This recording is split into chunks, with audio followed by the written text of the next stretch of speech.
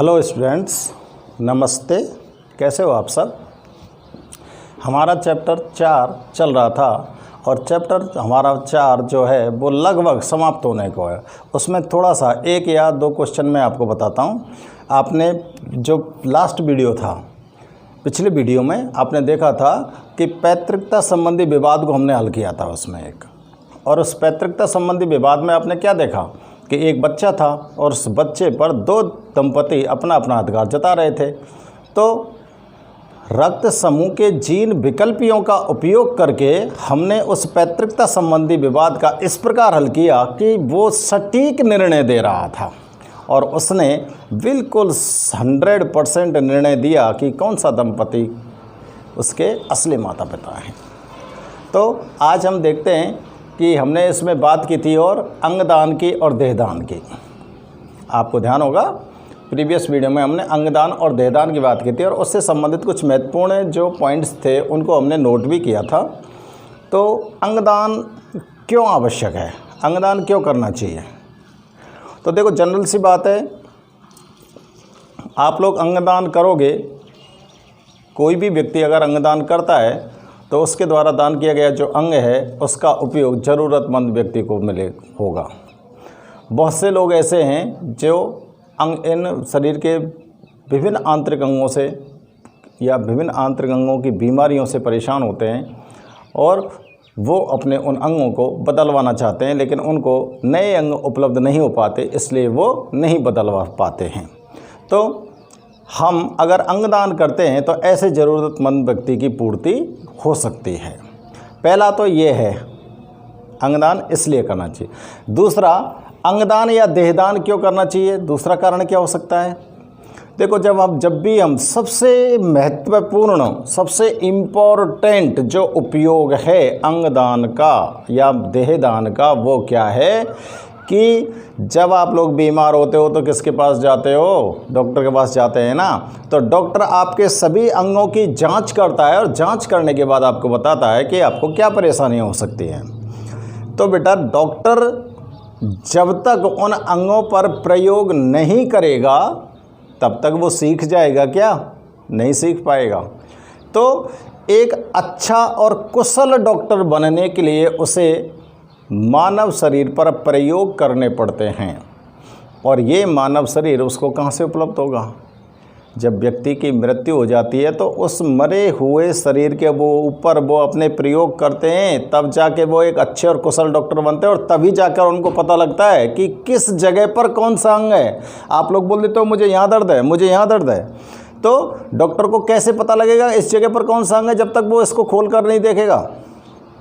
तो जीवित आदमी तो कोई खोल कर देखने वाला नहीं है भाई। कौन जीवित व्यक्ति ऐसा होगा जो अपना शरीर खोलकर उसको दिखा देगा डॉक्टर को, भाई तू डॉक्टर बन जा, मेरे शरीर को खोलकर चेक कर ले। ऐसा तो हो ही नहीं सकता। तो एक अच्छा डॉक्टर बनने के लिए हमें हमारा जो मृत शरीर होता है उसे जब हम दान करते हैं तो वो डॉक्टर्स लोग जो होते हैं वो उस पर प्रैक्टिकल करते हैं। प्रैक्टिकल करने के बाद वो एक योग्य डॉक्टर बनते हैं ताकि वो भविष्य में सैकड़ों क्या हजारों लाखों लोगों का ट्रीटमेंट कर सकें। तो ये 2 सबसे महत्वपूर्ण कारक हैं जिनके लिए हमें अंगदान या देहदान करना चाहिए। समझ गए। तो हम यहाँ पर नोट कर सकते हैं अंगदान क्यों करना चाहिए। अंगदान या देहदान आवश्यक है क्योंकि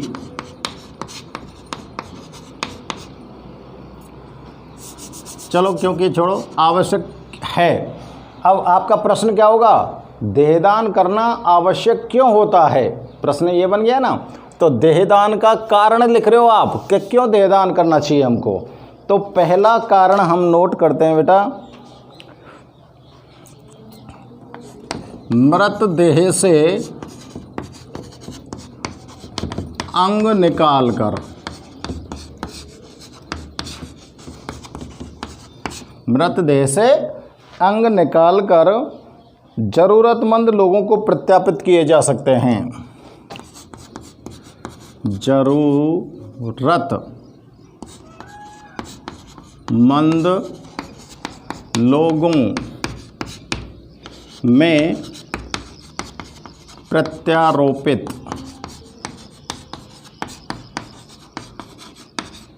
किए जा सकते हैं।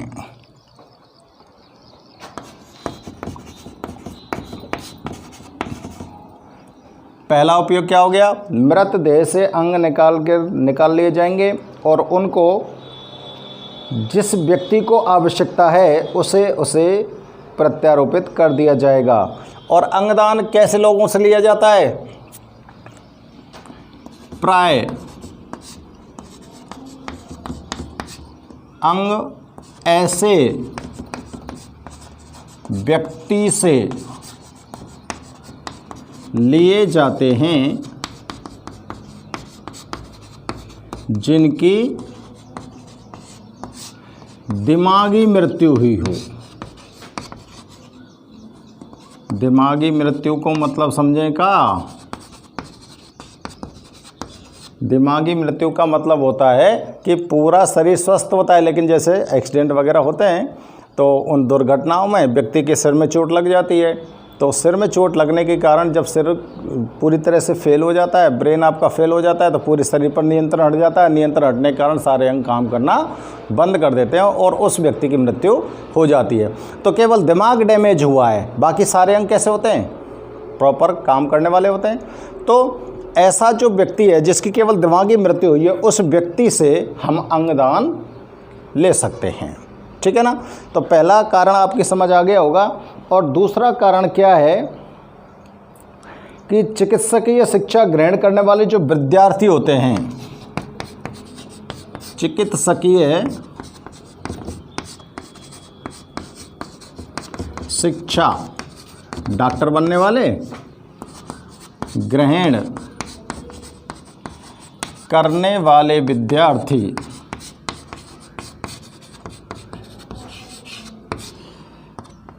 मृतदेह पर प्रशिक्षण प्राप्त करके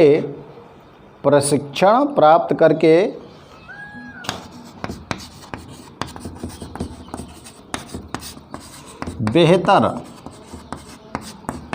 चिकित्सक बनते हैं।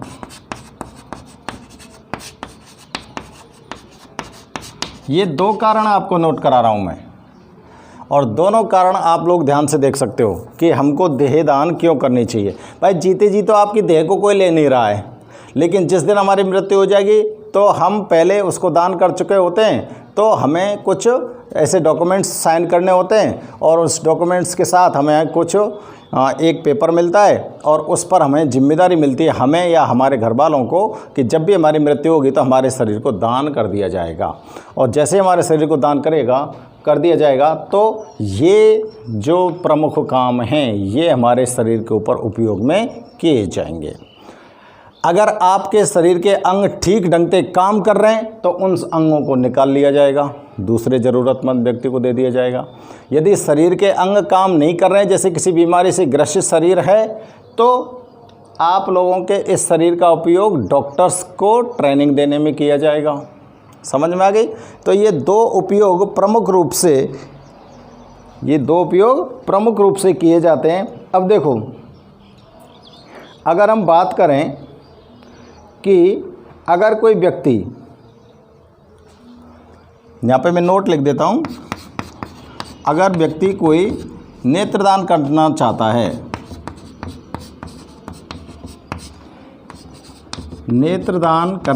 है, तो उस नेत्रदान करने वाले व्यक्ति को मृत्यु के 8 घंटे के भीतर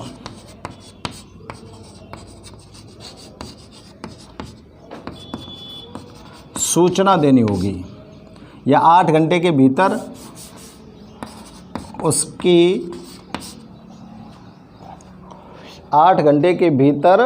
उसकी देह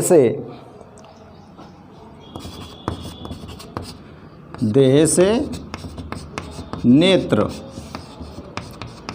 प्राप्त कर लिए जाने चाहिए।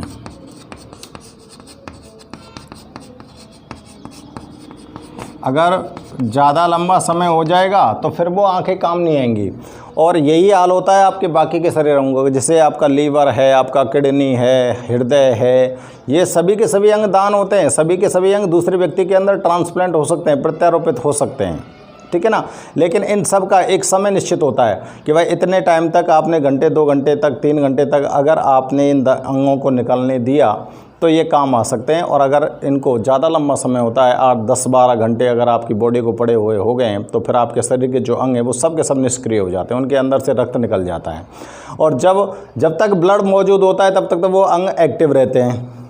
आपकी मृत्यु के बाद भी जब तक ब्लड उन अंगों के अंदर उपस्थित है तब तक वो एक्टिव रहते हैं। और जैसे ही ज़्यादा लंबा समय हो जाता है तो ब्लड ऑटोमेटिकली डिस्ट्रॉय हो जाता है, नष्ट हो जाएगा। ब्लड नष्ट हो जाएगा तो आपके अंग भी खराब हो जाएंगे, फिर वो किसी के भी काम नहीं आ सकते हैं। तो ये प्रमुख रूप से ध्यान रखने वाली बातें हैं। और एक चीज़ और आपको यहाँ पर मैं बता देता हूँ कि अंगदान कौन कर सकता है, अंग या देह का दान कौन कर सकता है, कौन कर सकता है। अब सवाल ये आता है कि साहब कौन कौन ऐसे आदमी है जो इनका दान कर सकते हैं। तो देखो, कोई भी व्यक्ति चाहे किसी भी धर्म का हो,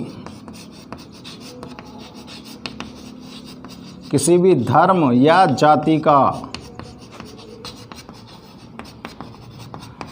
हो, अंगदान कर सकता है।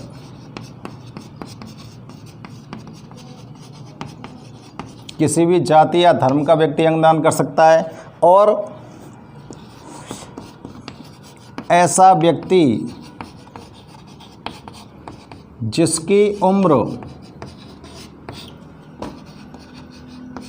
18 वर्ष से अधिक है, यानी कि वो बालिग होना चाहिए। 18 वर्ष से अधिक है उम्र तो वो अंगदान कर सकता है। और अगर कोई कम है, जैसे 18 वर्ष से कम है, तो लिख दूँ मैं बोली 18 वर्ष से कम आयु वाले व्यक्ति को अपने अभिभावक की उपस्थिति में, अभिभावक की उपस्थिति में, उसके माता या पिता कोई भी हो सकते हैं,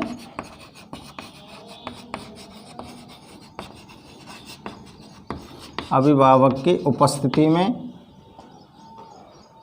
दोबारा लिख गया क्या, उपस्थिति लिखना है केवल, है उपस्थिति में लिखित कानूनन रूप से लिखित देना पड़ेगा।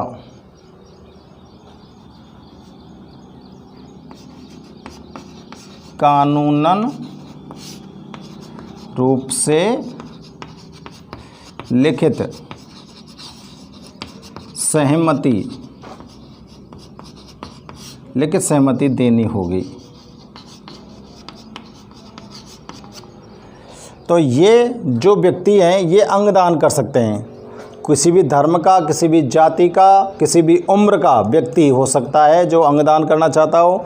और ऐसा कोई व्यक्ति हो सकता है जिसकी उम्र 18 वर्ष की है, यानी कि वो खुद अपने आप को बालिग समझता हो या बालिग हो चुका है, वो अंगदान कर सकता है। और अगर 18 वर्ष से कम उम्र का कोई अगर आदमी है, कोई व्यक्ति है, तो वो अब उसके जो कानूनी अभिभावक हैं, उसके माता पिता हैं, या फिर कानूनी रूप से वो जिसके प्रोटेक्शन में रहता है, जिसके संरक्षण में रह रहा है, उसकी उपस्थिति में उसको लिखित में, कानूनी रूप से लिखित में सहमति पत्र देना पड़ेगा, तब जाके उसके देहदान का कार्य पूरा हो सकता है। ठीक है ना। तो अब इसके बाद हम यहाँ पर बेटा चेक करते हैं आपके बुक के क्वेश्चन। तो देखो, बुक क्वेश्चन में पहला क्वेश्चन है आपका, प्रतिरक्षा में प्रयुक्त होने वाली कोशिकाएं कौन सी होती हैं? प्रतिरक्षा में प्रयुक्त कोशिकाएं कौन कौन सी हैं बताओ। प्रतिरक्षा में प्रयुक्त होने वाली कोशिकाएं होती हैं अस्थिमज्जा, यकृत, लसिका पर्व। अस्थिमज्जा, यकृत और लसिका पर्व, ये प्रतिरक्षा में प्रयुक्त होने वाली कोशिकाएं हैं। नेक्स्ट क्वेश्चन है प्लवका कोशिका किस कोशिका का रूपांतरित रूप है। प्लविका कोशिका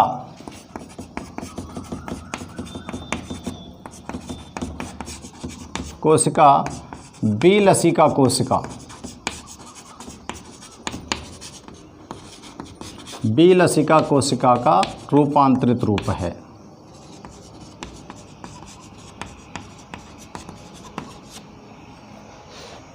अगला क्वेश्चन है एंटीजनी निर्धारक किसमें पाए जाते हैं। एंटीजनी निर्धारक किसके अंदर पाए जाते हैं। प्रतिजन के अंदर पाए जाते हैं। एंटीजनी निर्धारक कहाँ में पाए जाएंगे, प्रतिजन में। अगला क्वेश्चन है प्रथम उत्पादित प्रतिरक्षी कौन सा है, बताओ। प्रथम उत्पादित प्रतिरक्षी कौन सा है, IgM। प्रथम उत्पादित प्रतिरक्षी है IgM। नेक्स्ट क्वेश्चन है माँ के दूध में पाए जाने वाला प्रतिरक्षी कौन सा है। माँ के दूध में बताओ कौन सा पाया जाए, IgA। माँ के दूध में पाया जाने वाला प्रतिरक्षी IgA। नेक्स्ट क्वेश्चन है बेटा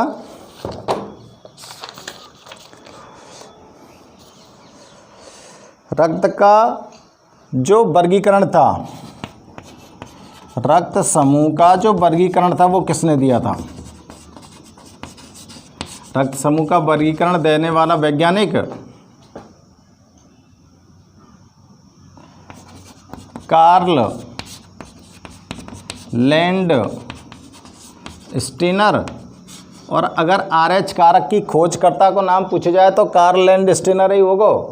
और या की खोज कायम करी मकाका रेसस नामक के बंदर में। नेक्स्ट है बेटा सर्वदाता और सर्वग्राही रक्त समूह, पहले भी बता चुका हूँ। O समूह सर्वदाता होता है और सर्वग्राही रक्त समूह कौन सा है, AB, जो किसी से भी रक्त ले सकता है। नेक्स्ट क्वेश्चन है गर्भ रक्ताणु कोरकता का प्रमुख कारण क्या होता है। गर्भ रक्ताणु कोरकता रोग का कारण मुख्य रूप से क्या माना जाता है, RH बेजोड़ता। RH बेजोड़ता का मतलब होता है कि RH धनात्मक महिला है और गर्भ क्या हो गया, RH ऋणात्मक तो महिला है और गर्भ क्या रह जाता है, RH धनात्मक, ठीक है ना। और या गर्भ रक्ताणु कोरकता रोग में कौन सा टीका दिया जाए। इस रोग के निवारण के लिए RH-D, जिसको क्या बोलते हैं, रोहेगम प्रतिरक्षी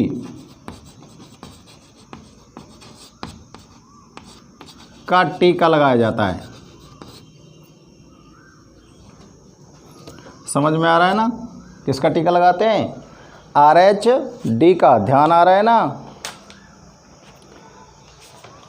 RH-D को क्या बोलते हैं, कौन सा प्रतिरक्षी होता है RH-D में, RH-D डी में IgG प्रतिरक्षी होता है। ये बहुत ही महत्वपूर्ण है बेटा, क्योंकि एक एक नंबर के क्वेश्चन आएंगे, इसलिए मैं बिल्कुल शॉर्ट आपको नोट कर रहा हूँ और एक एक नंबर के क्वेश्चन के लिए। और जितनी भी जानकारी दी जा रही है वो बहुत ही इम्पोर्टेंट है। समजीनी साधन में किसका उपयोग करते हैं? समजीनी जो साधन होता है उसमें समजीनी आधान में व्यक्ति के स्वयं के रक्त का उपयोग किया जाता है। व्यक्ति के स्वयं के रक्त का उपयोग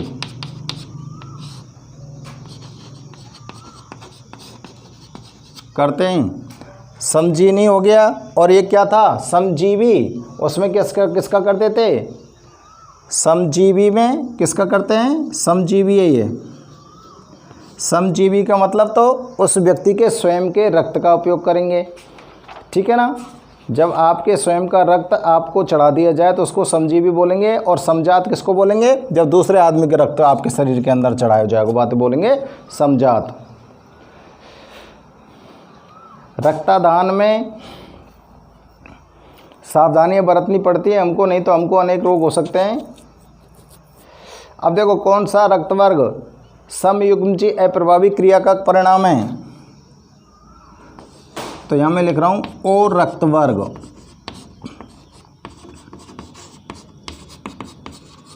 समजीनी ओ रक्तवर्ग जो होता है वो समयुग्मजी, समजीनी नहीं, समयुग्मजी, समयुग्मजी अप्रभावी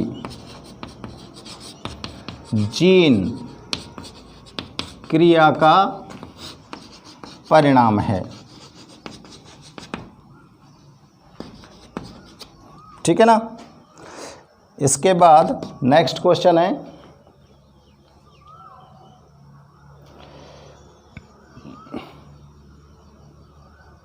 भारत में अंगदान दिवस कब मनाया जाता है? ये मैंने आपको अभी लिख दिया था, 13 अगस्त को।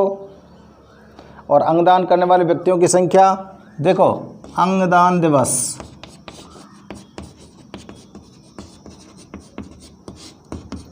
13 अगस्त,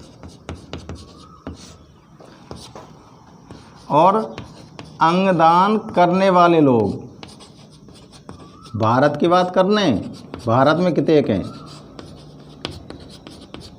कितने बताए? 0.8%, ठीक है ना। इतने लोग केवल अंगदान करते हैं। अब देखो, मनुष्य में कितने प्रकार की प्रतिरक्षा विधि पाई जाती हैं? 2 प्रकार की। मनुष्य में कितने प्रकार की प्रतिरक्षा विधि हैं बताओ? 2 प्रकार की होती हैं कि नहीं होती हैं? कौन कौन सी होती है बताओ? एक तो स्वाभाविक प्रतिरक्षा विधि और एक अर्जित प्रतिरक्षा विधि।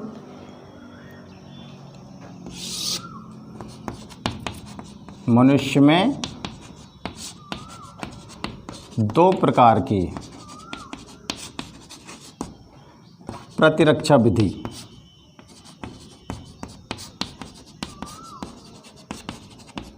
होती हैं। कौन कौन सी? स्वाभाविक प्रतिरक्षा विधि और दूसरी अर्जित प्रतिरक्षा विधि। ये तो जन्म के समय आती है, इसको जन्मजात भी बोल सकते हैं, और ये जन्म के बाद आप लोगों को अर्जित करनी पड़ती है, ठीक है ना। नेक्स्ट है, प्रतिरक्षी कितने प्रकार के होते हैं बताओ? प्रतिरक्षी कितने प्रकार के हैं? अरे प्रतिरक्षी 5 प्रकार के नायका। प्रतिरक्षी 5 प्रकार के होते हैं।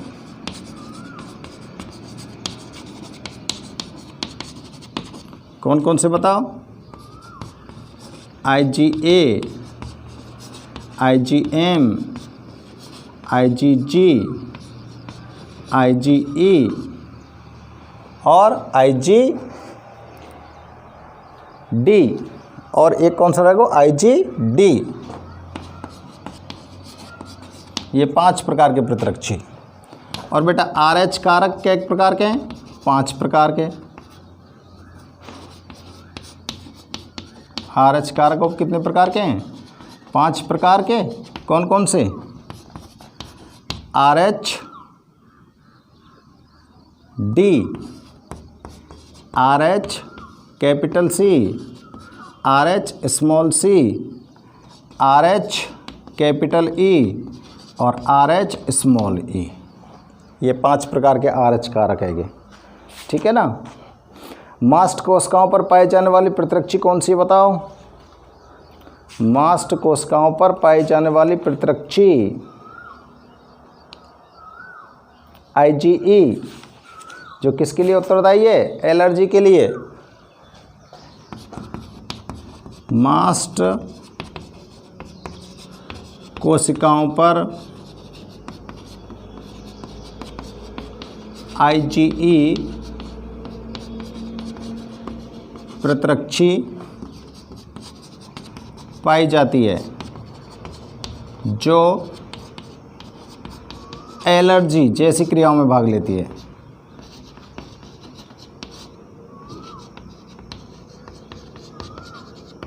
एलर्जी जैसी क्रियाएं होती हैं ना आपके शरीर में, उनमें भाग लेती है कौन, IgE प्रतिरक्षी, मास्ट कोशिकाओं पर पाई जाने वाली प्रतिरक्षी। रक्त में उपस्थित कौन सी कोशिका गैसों के विनिमय में संलग्न रहती है, रक्त की RBC गैसों के, कौन कौन सी गैसों के, O2 और CO2 के विनिमय में संलग्न रहती है।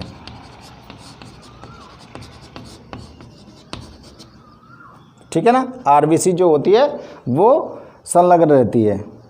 अब तो बताओ, सर्वदाता और सर्वग्राही रक्त समूह लिखी दिए मैंने, रक्त का वर्गीकरण देने वाला वैज्ञानिक बता ही दिया आपको। विश्व में कितने प्रतिशत व्यक्तियों का RH धनात्मक होता है बताओ, 85%। और कौन सा RH कारक महत्वपूर्ण है, RHD सबसे महत्वपूर्ण है।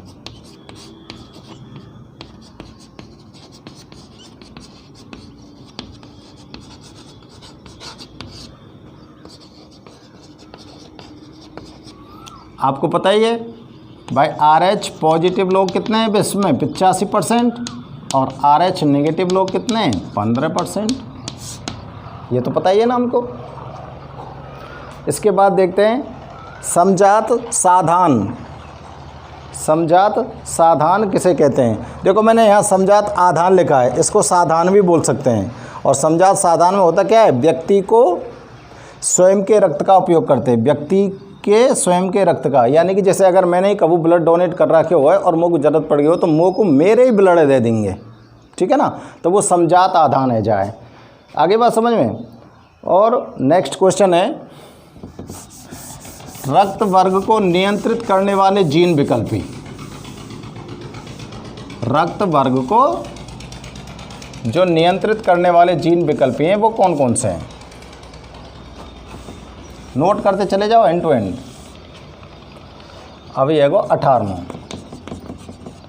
रक्त वर्ग को नियंत्रित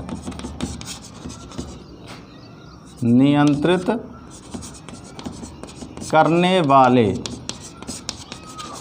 जीन विकल्पी बता चुका हूं मैं।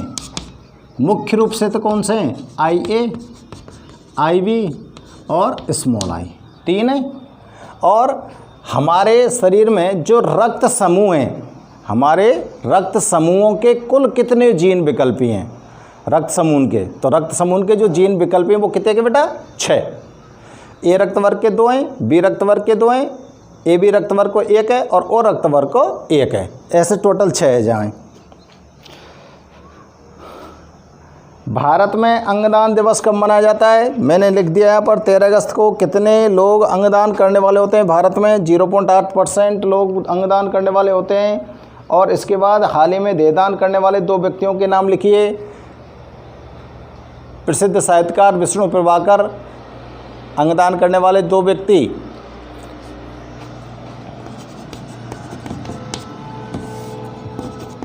हाल में अंगदान करने वाले व्यक्ति कौन कौन है बताओ।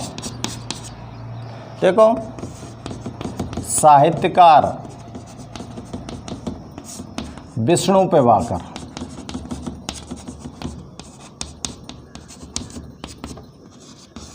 समाज सेवी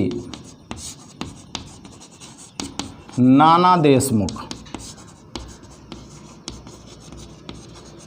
ठीक है ना। और कौन से थे बताओ। पश्चिम बंगाल के पूर्व सीएम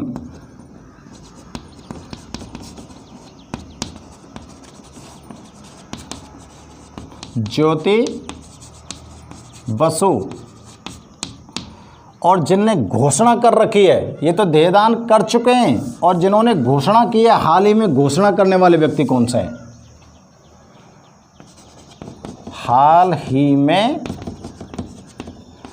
अंगदान की घोषणा करने वाले, यानी कि अभी जीवित हैं वे कौन कौन से हैं। 2 व्यक्ति हैं, खूब जाने। एक तो कौन है, क्रिकेटर गौतम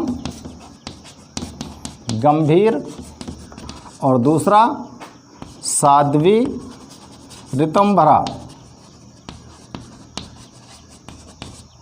साध्वी ऋतुम्भरा, ये हाल ही में देहदान करने वाले व्यक्ति हैं। तो देखो, ये आपके पूरे चैप्टर की समरी है गई, यानी कि पूरे पार्ट के छोटे मोटे क्वेश्चन समरी हमने निकाल लिए, और बीच बीच में भी आपको बहुत सारे छोटे छोटे क्वेश्चन हमको बताएं। और मैं जब से चैप्टर चालू हुआ तब से आपको बताता आ रहा हूँ कि इस चैप्टर में से 3 नंबर के क्वेश्चन आएंगे, और वो भी 1-1 नंबर के। बड़ा प्रश्न नहीं आता है, 3 नंबर के क्वेश्चन आएंगे, 1-1 नंबर के। तो बड़े ही महत्वपूर्ण प्रश्न मैंने आपको यहाँ पर लिखे हैं। अगर ये सारे क्वेश्चन हमको छोटे छोटे याद हो जाते हैं तो हमारे ये 3 नंबर पक्के समझो। और ये चैप्टर आपका जो चौथा होता है ये ख़त्म, ये समाप्त होता है इस जगह पर। और अब हम नेक्स्ट वीडियो में नए चैप्टर के साथ आपके सामने उपस्थित होंगे। तब तक के लिए नमस्ते।